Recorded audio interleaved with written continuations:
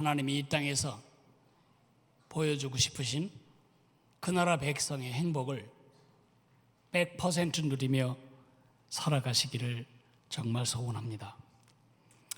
그러나 그렇게 살지 못하게 만드는 요소들이 너무 많고 우리의 발목을 잡는 줄들이 너무 많아서 지금 제가 매주 하나씩 끊어내고 있는 중입니다. 오늘은 죄를 끊어내라고 말씀드릴 것입니다. 여러분이 심상치 않게 여기는, 아주 작게 여기는 죄가 여러분을 발목 잡게 된다는 사실을 말씀드리고 싶습니다. 암세포는 숫자가 적어도 위험합니다. 암세포는 덩어리가 작아도 위험합니다. 암세포는 적어도 죽여야 하고 덩이가 작아도 죽여야 합니다. 왜냐하면 암세포를 그냥 두면 그 암세포가 우리 육체의 생명을 앗아가기 때문입니다. 죄도 마찬가지입니다. 죄는 우리를 죽입니다. 죄의 특성이 우리 죽이는 것입니다.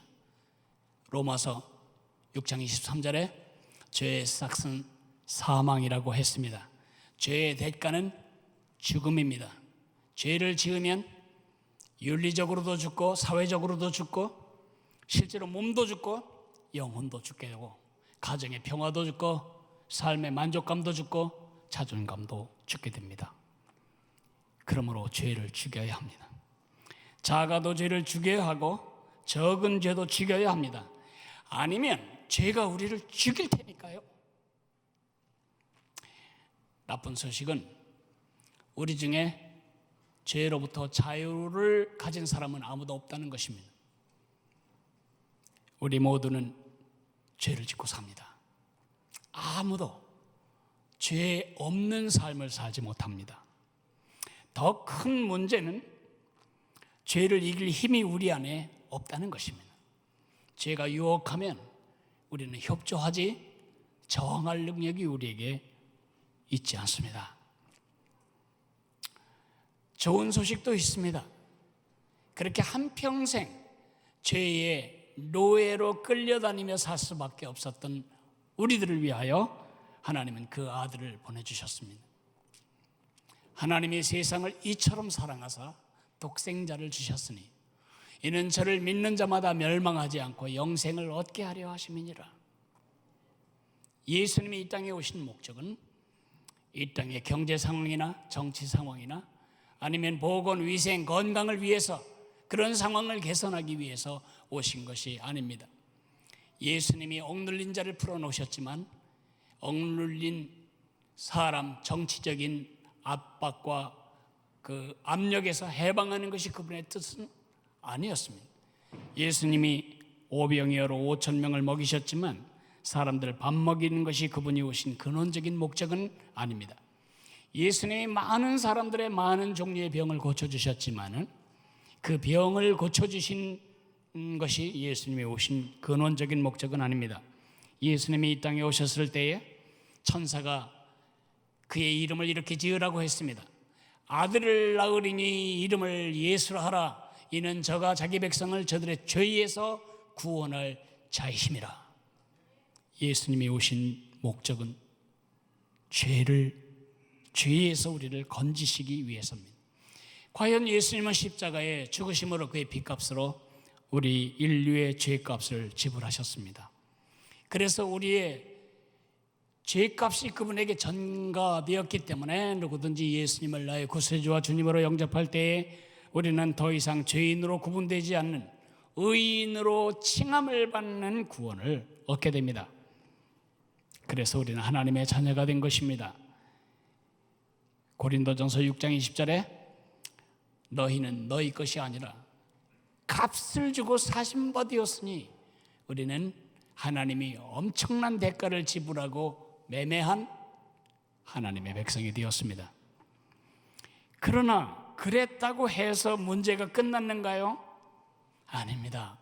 우리 속에는 여전히 죄의 유혹과 압력과 죄와의 충돌과 갈등이 우리 속에 있습니다. 우리 속에 있는 세 사람은 죄에서 멀어지려고 하고 옛사람은 죄로 환원시키려고 하고 새 사람은 하나님께로 잡아당기려고 하고 옛사람은 하나님께로부터 떼어놓으려고 하고, 이 두 가지 갈등이 우리 안에 있습니다.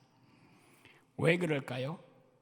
우리의 죄의 책임은 예수님이 십자가의 보혈로 다 지불하셨지만은 우리 속에 육체를 가지고 태어난 우리 속에 남아있는 죄의 오염이 여전히 우리 가운데 있기 때문입니다. 죄의 오염이란 말은 신학적인 말이고요, 성경적인 다른 말은 육신입니다.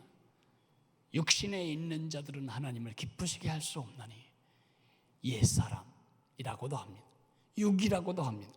영어 성경은 sinful nature라고 말합니다. 우리 속에 죄악된 옛사람의 근성이 있고 새 사람의 새 성품이 있습니다. 이 둘이 우리 속에서 늘 충돌하고 갈등합니다. 우리 속에는 여전히 전쟁이 일어나고 있습니다. 비유로 하자면 쉽게 이해가 될 것입니다.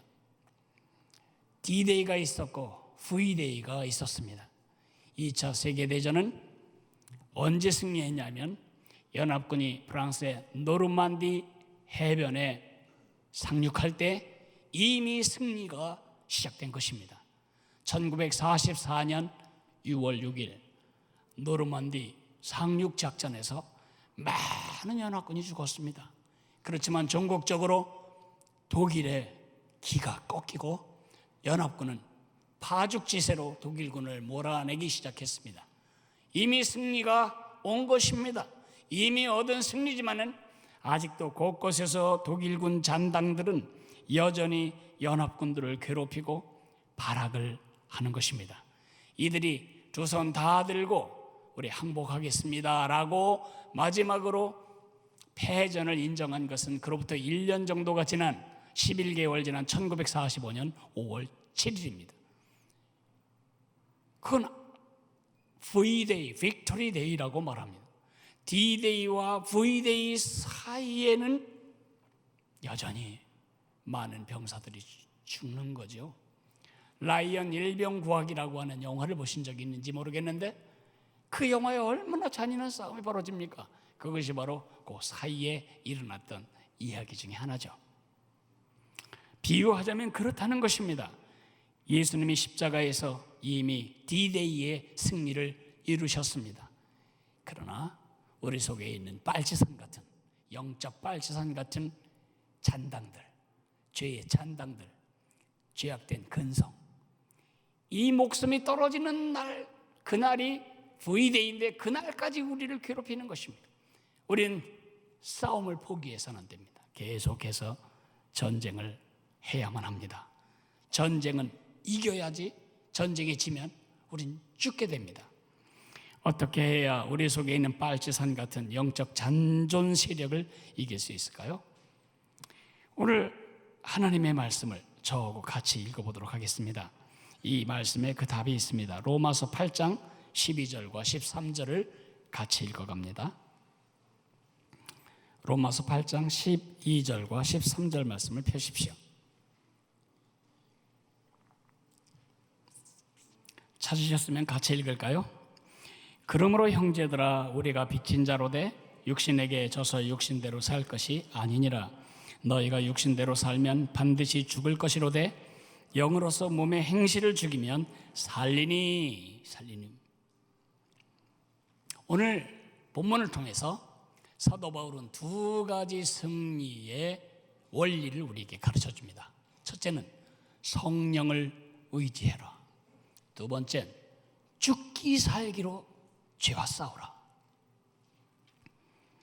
첫 번째 것은 조금 짧게 설명하고 두 번째 것은 조금 더 길게 설명하겠습니다. 성령을 의존하지 않는 한 우리는 이 죄를 이길 수 없습니다.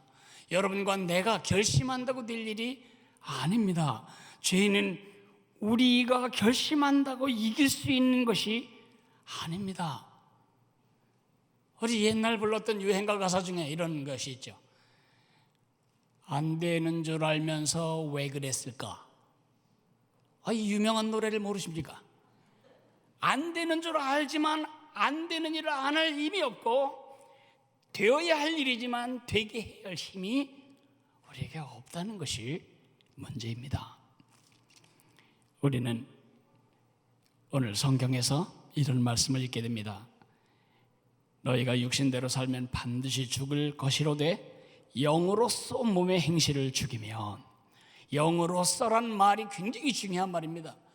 여기 영이란 말은 우리 마음으로 아니면 우리 영혼으로 죄를 이기면 이란 뜻이 아니라 by the Holy Spirit, by the 큰 S자 Spirit, 성령의 도움으로서만 우리가 몸의 행실, 우리 속에 있는 빨치산 같은 잔존 죄악들을 이길 수 있다고 말하고 있습니다. 우리는 많은 날 잘못된 비유 때문에 손해를 엄청 많이 보았습니다. 많은 사람들은 자동차 비유로 크리스천의 삶을 이해하고 있습니다. 자동차 어떡하죠? 기름 떨어지면 주유소 가서 채웁니다. 아주 충만합니다. 그러나 점점 연료 게이지가 밑으로 내려가고 또 채워야 합니다.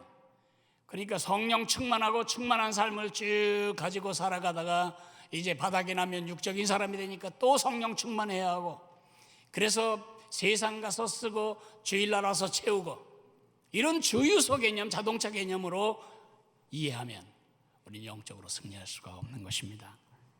그 반대입니다. 우리는 전철 같은 삶을 살아야 합니다. 전기철도의 원리는 저장의 원리가 아닙니다. 전기철도의 원리는 접선의 원리입니다.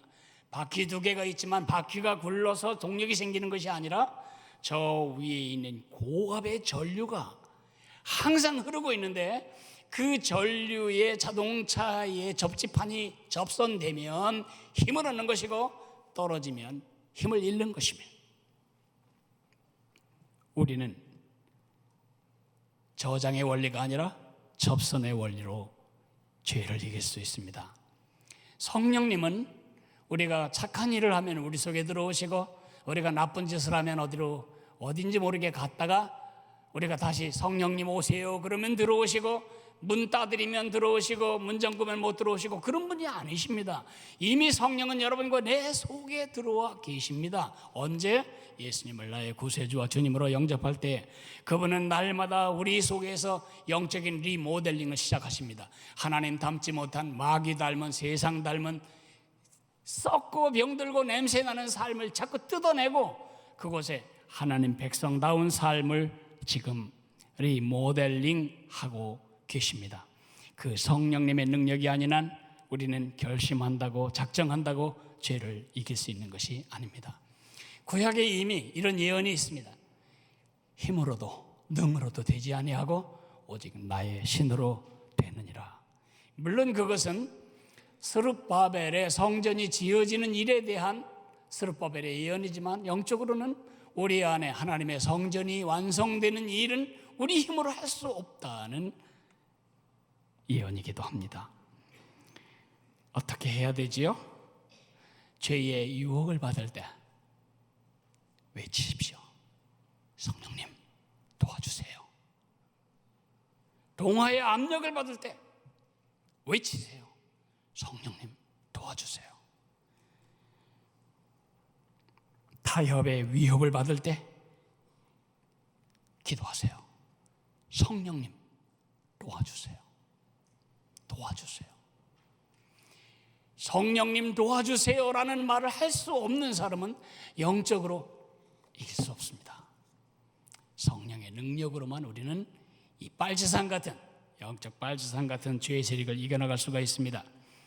이제 두 번째로 죽기 내기로 싸워야 합니다.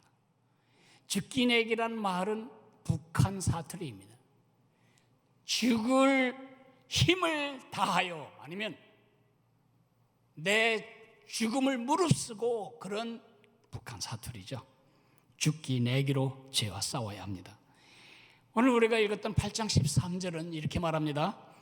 영으로서 몸의 행실을 죽이면, 성령의 능력으로만 이길 수 있다고 말씀하신 주님이 곧바로 이어서 몸의 행실을 능동적이고 적극적으로 죽이지 아니하면 우리 죽어.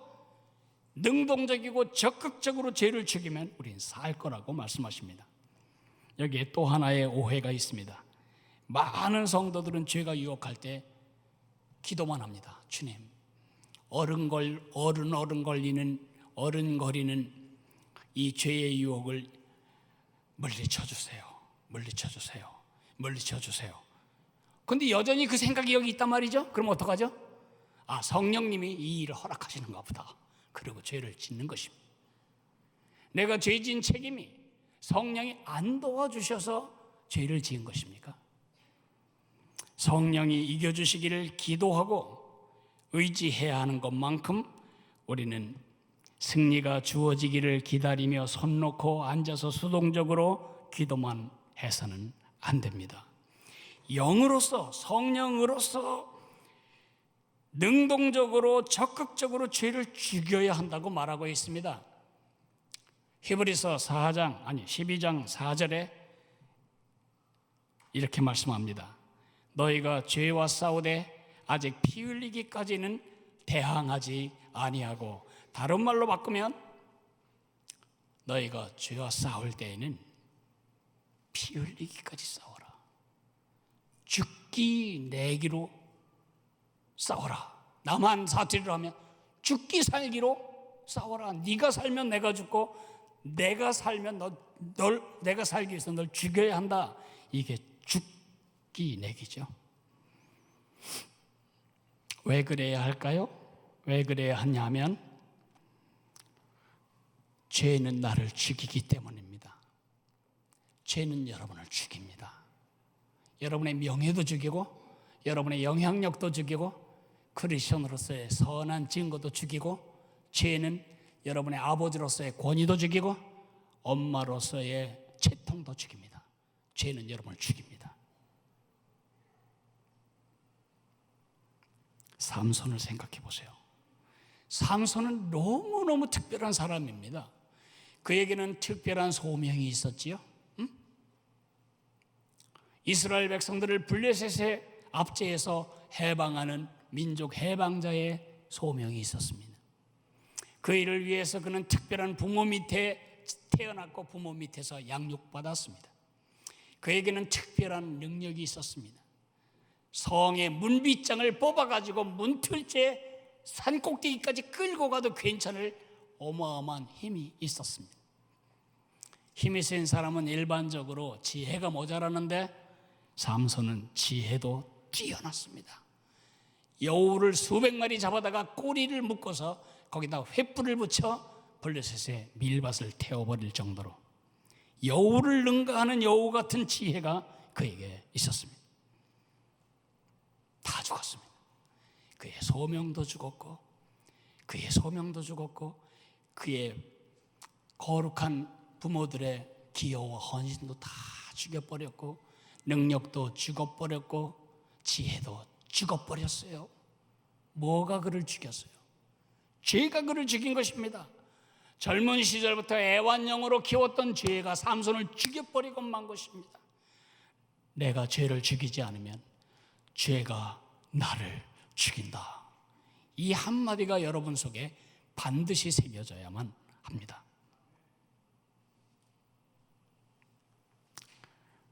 애완용으로 키우는 죄는 없으십니까? 혹시 내가 지금 애완용으로 키우는 그 죄가 나를 죽이기까지 하려고 그 설마 하는 생각이 우리를 죽이게 됩니다.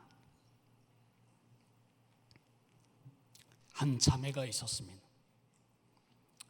아이를 연년생으로 낳아 키우면 너무 힘들었는데 남편은 계속 멀리 다니며 일을 해야 했습니다.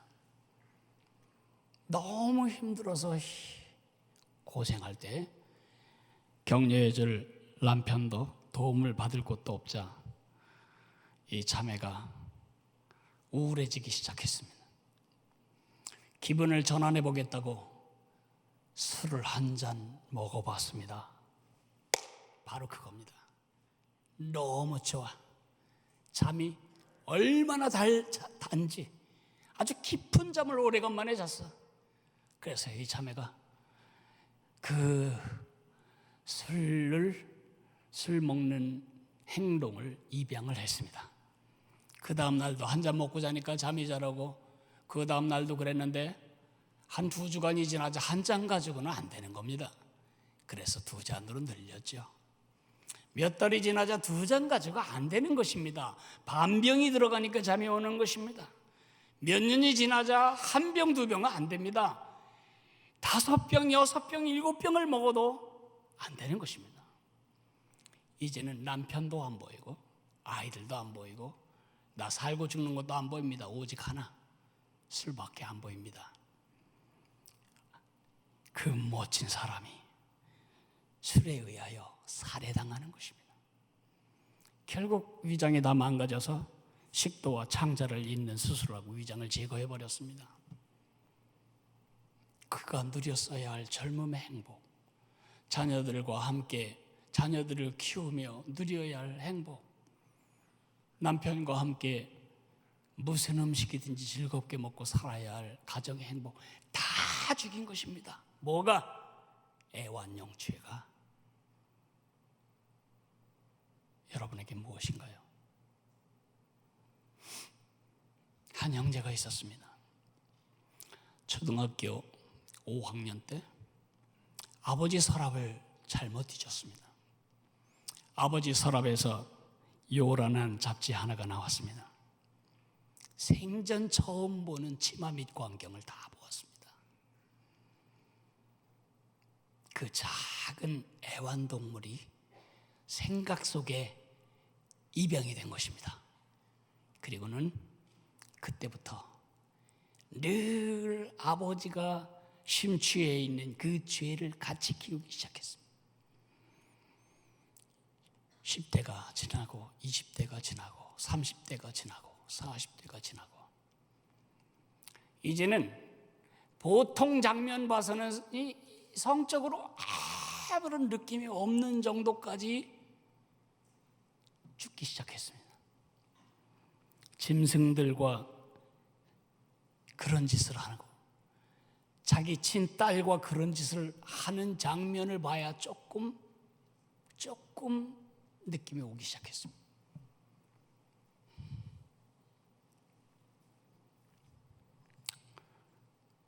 그의 생김새 잘생겼고 직업도 괜찮았고 가정도 단란했는데 다 죽었습니다.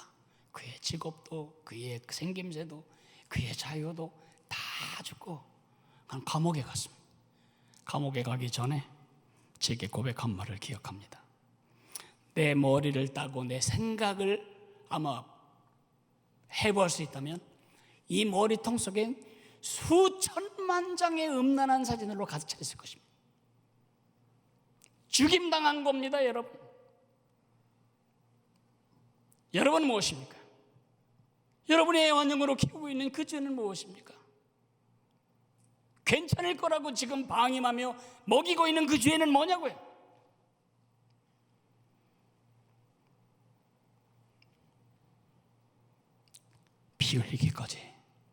피 흘리기까지 싸워야 합니다.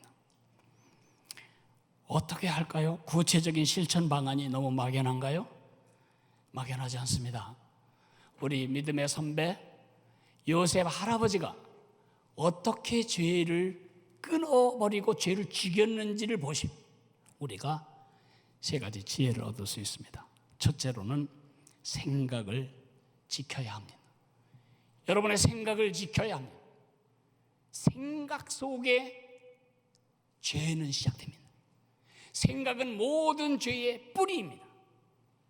도끼가 나무 뿌리 위에 놓였다고 한 세례 요한의 경고는 바로 우리가 받아야 할 경고입니다. 여러분의 도끼로 찍어야 할 것은 겉으로 드러나는 몇 가지 열매 죄가 아니라 여러분의 생각입니다. 생각을 찍어버려야 합니다. 죄가 생각에 둥지를 틀기 전에 뿌리를 잘라버려야 합니다. 요셉 할아버지는 그리하셨습니다. 요셉 할아버지는 늘 하나님을 염두에 두고 살았습니다. 하나님은 그의 생각의 기준선이셨습니다. 로마서 8장 6절 7절은 이렇게 말합니다. 육신의 생각은 사망이요 영의 생각은 생명과 평안이니라. 육신의 생각은 하나님과 원수가 되나니 이는 하나님의 법에 굴복하지 않을 뿐 아니라 할 수도 없음이니라. 육신의 생각은 모든 범죄의 뿌리입니다. 모든 죄는 생각에서 시작됩니다. 살인한 사람은 우발적으로 가서 칼로 찌르는 것이 아닙니다. 머릿속에서 그 장면을 생각 속에서 계속해서 먹여 키운 것입니다. 수도 없는 예행 연습이 생각 속에 이미 완성이 됐고 그 설계도대로 그 행동이 시공된 것뿐입니다. 간도 마찬가지입니다. 어느 날 갑자기 간음하는 거 아닙니다. 마음속에 끊임없는 자기 남편이나 자기 아내에 대한 불만이 이 속에서 애완용처럼 키워지고, 근데 어느 날 자기 남편과 정반대의 사람을 만나고 자기 아내와 정반대의 여자를 만날 때 그때 사단이 충동하면 수백 번 수천 번 마음에서 연습하고 예행 연습하고 훈련했던 그 생각이 표출되는 것입니다. 도둑질도 마찬가지고 남을 흠잡는 짓도 마찬가지고 헐뜯는 것도 마찬가지입니다. 그래서 잠언 4장 23절은 이렇게 말합니다. 모든 지킬 만한 것 중에 더욱 네 마음을 지키라. 생명의 근원이 이에서 남이니라. 어떤 성경을 보니까 이렇게 번역했네요. Be careful how you think. 죄송해요. Be careful how you think. 네가 어떻게 생각하는가를 조심해라. Your life is shaped by your thought. 네 삶은 네 생각에 의해서 빚어지기 때문이다. 이 그림을 보십시오. 조그만 개를 갖다 키웠어요. 새끼 때 애완용으로 키웠는데 잘 먹였더니 이제 날 물려고 하네. 점점 더 많이 달래. 이 그림은 만화가 아닙니다. 이게 죄의 아주 전형적인 수법입니다. 우리를 죽이는. 만약 사료 안 주면 어떡할까요? 우리 죽일 겁니다. 주인이라도 우리 물어 죽일 겁니다. 그러니까 옆에서 지혜로운 카운슬을 하네요. 널 물어 죽이기 전에 굶겨라, 굶겨. 그래서 그 죄가 나한테 더 이상 맥을 못 추도록 굶기는 겁니다. 여러분 지금 뭘 먹이고 있습니까? 성경은 일주일에 교회 와서 목사님과 읽은 몇 줄이 다고 일주일 내내 엉뚱한 거 읽고 엉뚱한 거 구경하고 엉뚱한 거 눈길 더듬으면 우리 죽임당합니다. 생각을 지켜라. 두 번째로는 예수님의 십자가를 바라보라. 요셉 할아버지는 예수님이 십자가에 돌아가시기 전 훨씬 전에 이 땅 살다 가신 분이시죠, 그죠?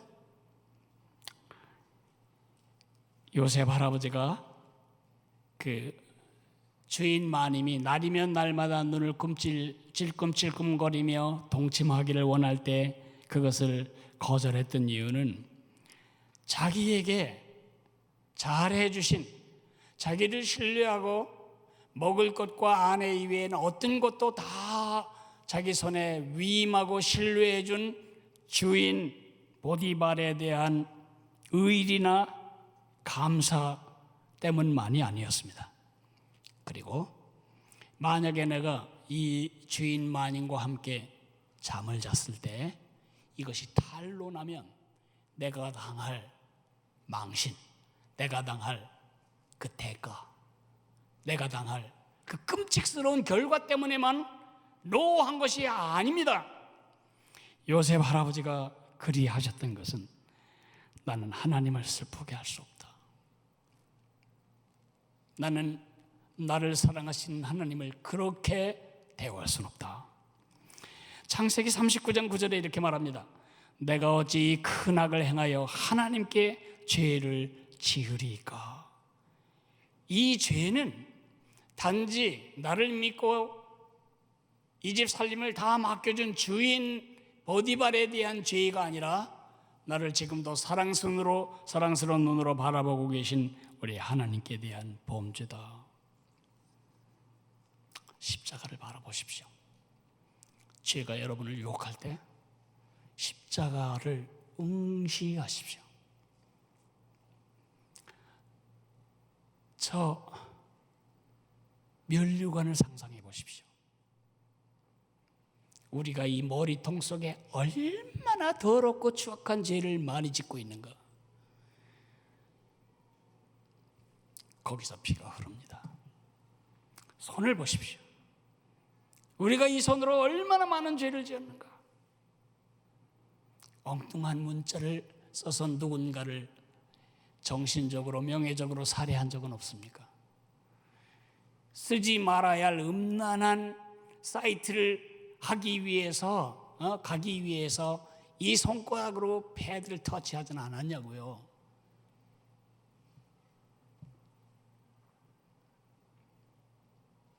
저 발을 보십시오. 우리가 발로 지은 죄는 얼마나 큰지. 얼마만큼 바라봐야 되냐면 죄 지으면 정말 끔찍하다. 죄의 결과가 얼마나 끔찍한 두려움으로 느껴질 때까지 눈을 떼지 않아야 합니다. 죄를 짓고 싶을 때는 십자가에서 외면합니다. 예전에 어떤 자매가 자기 집에 예수님 이렇게 모양이죠. 예수님은 아니고 예수님 모양으로 조각한 것이 있었는데 어느 날 제게 갖고 왔어요. 목사님, 이거 목사님 가지세요. 이 귀한 걸 왜 날 주십니까? 불편해서 못 살겠어요. 내가 하는 모든 일을 다 쳐다보고 있는 것 같아서 불편해서 못 살겠어요. 그 장난감은 치울 수 있지만 예수님은 치울 수 없어요. 죄의 결과가 두렵게 느껴질 때까지 바라보는 것입니다.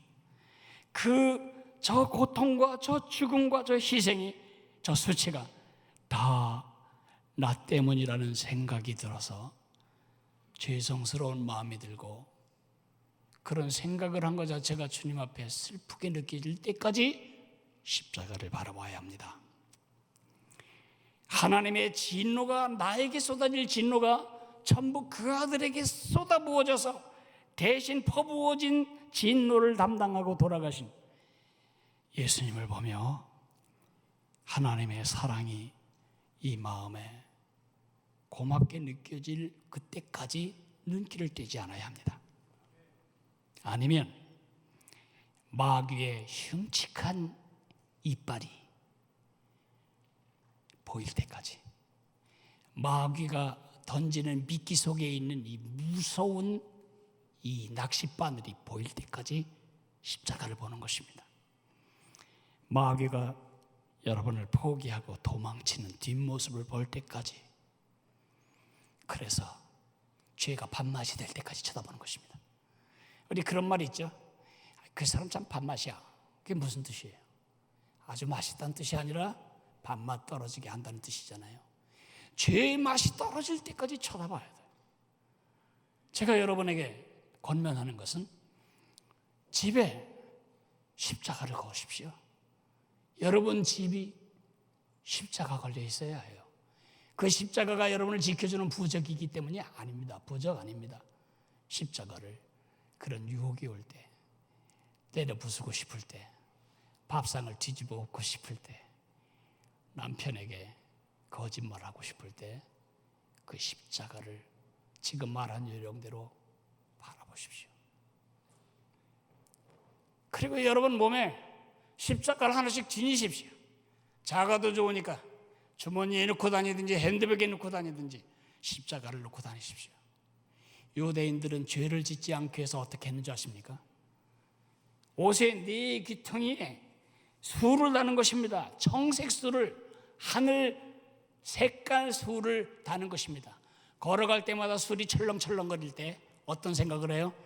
나는 여호와 하나님께 속한 사람이다. 그 생각을 하는 한 술을 펄럭거리며 죄 짓는 자리에 이 옷 입고 갈 수는 없는 것입니다. 그죠? 똑같은 원리로 십자가를 지닐 필요가 있어요. 뭐 남들에게 나 크리스천이다 그거 과시하려고 연예인들처럼 목걸이 걸고 다니라 그건 아니에요. 여러분 자신의 정체성을 잃지 않도록 돕는 도구로서 그것뿐입니다. 제가 60이 되었을 때 우리 아이들이 제게 반지를 하나 만들어줬는데 그 반지 세공하는 분이 제가 목사님인 줄 알고 제 반지 손 안쪽 면에 보이도록 십자가를 하나 새겨놓았습니다. 저는 습관적으로 늘 이렇게 오른손으로 왼손에 그 십자가 홈을 더듬는 이상한 버릇이 생겼습니다. 얼마나 많은 도움이 되는지. 음란한 생각이 떠오를 때, 누군가를 미워하는 마음이 떠오를 때, 입에서 속 시원하게 퍼붓고 싶은 혈기가 솟아오를 때, 이 십자가가 제게 얼마나 큰 힘이 되는지 참을 수 있고, 늘 그런 건 아니에요. 점점 더 이기는 횟수가 많아진다는 것뿐이에요. 초신자 때 날마다 내가 성령을 이겼어요. 지금은 성령이 나를 이기는 횟수가 점점 더 늘어가네요. 죽을 때는 100% 성령님이 저를 이기실 겁니다. 그때까지 십자가를 바라봐야 합니다. 세 번째, 안 돼! 라고 싹둑 잘라버려야 됩니다. 요셉 할아버지는 그 보디발의 아내가 날이면 날마다 동침할 것을 요구할 때 거기서 이런 일을 하지 않아야 할 120가지 이유를 설명하지 않았습니다. 저에게는 설명할 필요가 없습니다. 한마디만 하시면 됩니다. NO! 한마디. NO. 너무 야박하죠. 그래서 그 여인이 화가 엄청 났어요. 자존심도 엄청 상했고요. 거절당한, 여러분 암세포를 발견하면 어떡하죠? 초장에 잘라내야 됩니다. 사기까지 한참 키운 다음에 잡으려면 여러분 암세포가 죽이는 게 아니고 암세포가 여러분을 죽입니다. 암세포를 죽이지 못합니다. 암세포를 죽일 때 아까워하며 아쉬워하며 섭섭해하며 다시 만나지 못할 친구를 떠나보내며 그렇게 잘랍니까? 싹둑 자릅니다. 비정하게 매정하게 단번에 초장에. 죄도 마찬가지입니다. 초장에 잘라야 하고 매정하게 잘라야 하고 냉혹하게 잘라야 하고 잔인하게 싹둑 잘라야 합니다. 제 말이 너무 섬뜩해요? 예수님이 하신 말씀을 제가 인용한 것뿐입니다. 만일 내 오른 눈이 너로 실족하게 하거든 빼어내버리라.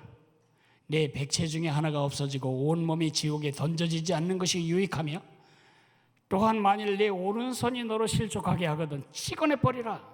백체 중에 하나가 없어지고 온몸이 지옥에 던져지지 않는 것이 유익하리라. 걱정은 이 말을 듣고 오늘 집에 가서 실제로 이렇게 하실까 봐 걱정인데, 예수님은 지금 눈알 뽑아버리고 손 잘라버리라고 말씀하시는 건 아니에요. 그러면 주님을 어떻게 섬기겠어요? 어떻게 주님 기뻐하시는 것을 바라보겠어요? 어떻게 성경을 읽을 건데요? 어떻게 하라고요? 그럴 정도로 비장한 각오로 죄와 결별하라는 것입니다. 말씀을 맺겠습니다. 여러분은 행복하게 살아야 할 특권도 있지만 정말 복되게 살아야 할 책임도 있습니다. 그것을 발목 잡는 죄를 죽여야 합니다. 그러지 않으면 그 죄가 삼손을 죽이듯 우리를 죽일 것이니까요. 죄를 죽이라. 아니하면 그 죄가 너를 죽일 거다. 이 경고를 마음에서 뱉어내지 않으시고 이번 한 주간 하나하나 생기는 대로 기어 올라오는 대로 죄를 죽이는 한 주간의 승리를 누리시기를 주님의 이름으로 축복합니다. 우리 다 같이